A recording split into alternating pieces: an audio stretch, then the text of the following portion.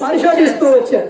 ఎవరు ఏ సేవకుడు చెప్పినా గాని నీకు అర్థం అవ్వాలంటే నువ్వు వాక్యాన్ని ఏం చేయాలి? ధ్యానించాలి. అర్థమైందండి? చదవాలి. ఈ గ్రంథాన్ని ఎప్పుడు కూడా విడిచిపెట్టకూడదు. దేవుడు నీ జీవితంలో ప్రతి ఒక్కరి జీవితంలో కూడా మేలులు చేశారు, కానీ ఆ మేలులు ఏ ఒక్కరు కూడా మర్చిపోదు. జనములలో ఆయన గురించి ఏం చేయాలి? ప్రకటించాలి. ఇదిగో దేవుడు నా జీవితాన్ని మేలు చేసిండు అని చెప్పాలి. అర్థమైందండి? దేవుడు మాకు వివాహమైన తర్వాత చాలా సంవత్సరాల తర్వాత దేవుడు బహుమానాన్ని ఇచ్చిండు.